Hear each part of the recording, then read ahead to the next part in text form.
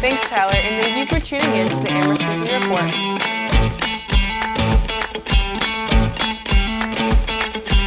Hello and welcome to the Amherst Weekly Report. From Amherst Media, I'm May Craig. And I'm Asia Reed. High and proud flies the Ukrainian flag from the Amherst Town Hall. The blue and yellow flag was raised by the town council in order to show support as the Russian invasion continues. Some residents of Amherst started a Facebook group, Women and Children United for Ukraine, where posts on the page exchange both condolences for the Ukrainian people and anger at Russia's hostility. One member of the page is citizen Peter Mackey, who hopes the group will encourage other towns to also showcase their support. Although Mackey is not of Ukrainian or Russian descent, he said it is important to show that there is unanimous support for Ukraine despite your background. A Russian scholar from UMass Amherst is helping to review content in the Facebook resolution to guarantee the language is accurately representing the history of Ukraine and Russia. Amherst town officials will be proposing a set of new art installation projects that will cover the electrical box and large murals in the East Common of Amherst. Youth activism group Amherst Sunrise Movement recently approached the Public Art Commission to begin the process of painting the mural in hopes to spread awareness about climate change and encourage residents to take a more active role in promoting progressive activism. Public Art Commission Chairman William Kazin hopes that Amherst Sunrise will collaborate with professional artists to make their goals a reality if an unpainted electrical box can be found. Local artists Eric Browdy and Gigi Barnell proposed a project for the Amherst Common called Embracing Community, which will feature a series of 30 large vinyl murals, each 8 feet by 10 feet, displayed on 10 triangular structures on the lawn during the spring and fall of 2023. What can you make with just paint, a candle, and eggs? On April 2nd, fundraiser participants joined together at the Mill District Local Art Gallery with these ingredients for Ukrainian-style egg decorating. For 3 hours, attendees carefully crafted eggs alongside a jewelry company that is helping teach the craft. Event planner Hannah Reckenshoffen said, quote, "The idea came from Melinda Nutter and Jonathan Pierce, who co-own the local jewelry business Mackle Designs. They have been part of the Mill District Local Art Gallery from our opening last year and are such wonderful, kind people. Though not of Ukrainian themselves, they had learned and practiced the art of Ukrainian egg decorating and thought it could be a wonderful way for people to come together and make art for the greater good.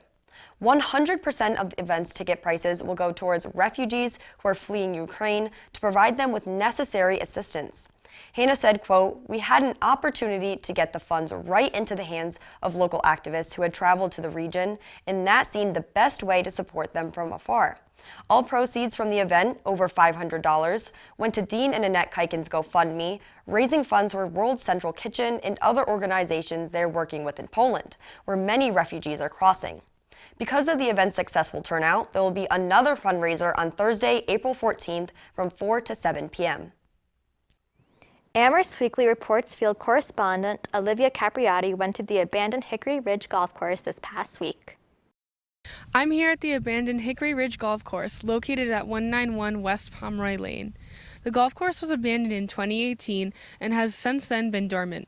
Up until recently, town officials decided to purchase the land in March for $520,000. We crafted a deal, if you will, where the town would buy the course. As part of their financial compensation, they partnered with a solar company to convert 26 acres of the property to solar power. The course was really struggling financially. They had had a number of bad seasons in terms of weather. The Hickory Ridge Golf Course, if you're not familiar with it, has a river that runs right through the middle of it. It's gorgeous. It's called the Fort River. But the river floods a lot, and the course is very low-lying and has a lot of floodplain. Organizers will be gathering this Saturday at the Federal Courthouse building in Springfield to rally against a proposed pipeline from Eversource Energy. The new natural gas pipeline would be going through residential areas in Springfield and Longmeadow, creating many concerns for members of the community. Although the energy company has yet to file the project for review, which would take at least 2 years to be approved, activists have been speaking up since Eversource took over Columbia Gas and all of their assets after the Merrimack Valley explosion in 2018. One lead organizer in the fight against the proposed pipeline is Naya Tenorowitz. She is a member of the Springfield Climate Justice Coalition, who are sponsoring this Saturday's rally.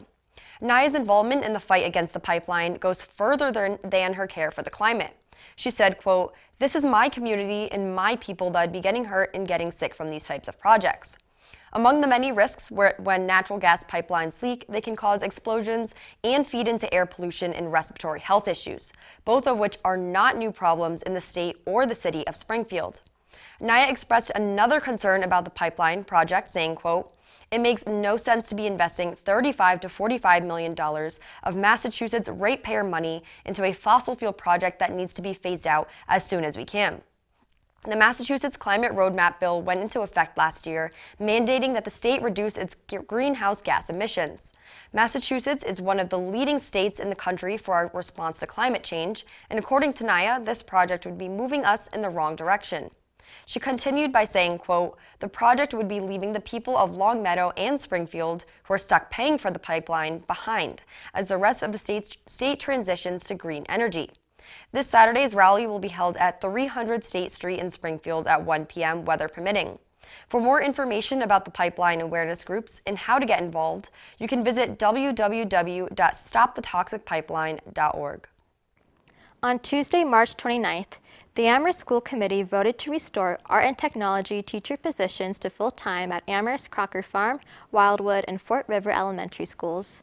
This would result in a $25.11 million spending plan for the fiscal year of 2023. The $25.11 million that the Amherst Committee is asking for is nearly $53,000 more than the $25 million level service budget outlined by Superintendent Michael Morris and School Finance Chief Douglas Slaughter. The school's new budget will depend on nearly $420,000 in elementary and secondary school emergency relief money for the Federal CARES Act, which will be $26,400 more than Morris and Slaughter had originally proposed. However, many Amherst community members and parents are in support of the plan.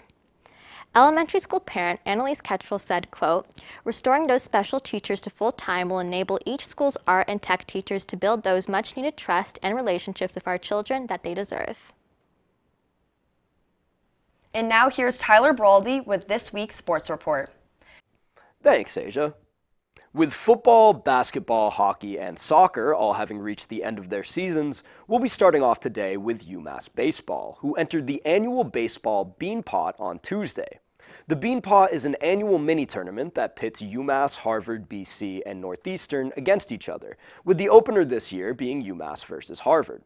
The Minutemen would win 14-8 in the contest, being led by sophomore Kevin Skagerland, who scored his first collegiate home run alongside an RBI, overall going 3 for 5 on the day. Drew DiMartino had a great outing as well, scoring 2 for 3 and scoring a team-high 3 runs, alongside Dylan Judd and Nolan Tichy, who both tallied 2 RBIs. This victory brings their record to 11-9-1 and will see the Minutemen playing in the Bean Pot Championship game against BC on Tuesday, April 12th. Their next games will be against A10 rival Fordham in a 3-game series, starting Friday, April 8th at 3 p.m. and ending Sunday, April 10th at noon, all at home. Amherst College Mammoth Baseball hasn't fared quite as well this season, as they currently stand at 5-10.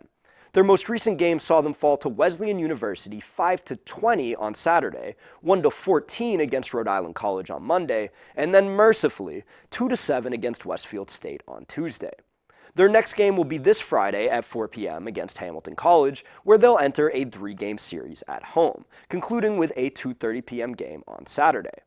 Interestingly, despite having an 0-3 home record and a 1-5 away record, the team stands at 4-2 in neutral territories. So maybe, if the Mammoths can learn to drown out the noise, they'll be able to make at least somewhat of an attempt at turning this season around. Turning our attention to UMass men's lacrosse, the team currently stands at 6-3. While this record appears to be relatively middling, it's important to note that the Minutemen are on a 5-game winning streak at the moment, with all 3 of their losses taking place in the first 4 weeks. The team has taken down UAlbany, LIU, Vermont, Brown, and Delaware in back-to-back weeks, with their most recent game against Delaware reaching overtime. The matchup finished 11-10 in UMass's favor, with Kevin Tobin leading the way with 3 goals. Grant Brayo and Logan Liljeberg followed close behind with 2 each of their own, helping to chip away at the early 9-4 lead that Delaware would capture by the end of the second. Tim Hoynes would nab the game-ending score in overtime, while Matt Nody would make a season-high 20 stops at goalie. UMass will attempt to keep the streak alive as they match up against Towson on the road this Saturday at 12 p.m. Finishing off with UMass women's lacrosse, the team has been absolutely dominant this season, standing at 10-2 with an average margin of victory of 11 points. Of their past 4 contests, their most competitive game was against George Mason University last Sunday, which saw them still winning 19-7, making them undoubtedly the most dominant team on campus.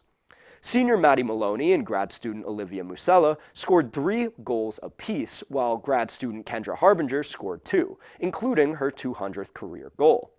Overall, 14 separate players managed to put up points for UMass, securing an absolutely comfortable victory. Their next game will be at home against George Washington University on Friday, April 8th at 1:30 p.m. Back to you, Asia. Thanks, Tyler, and thank you for tuning in to the Amherst Weekly Report with Amherst Media. I'm Asia Reed. And I'm Meg Craig, and we will see you again at the same time next week.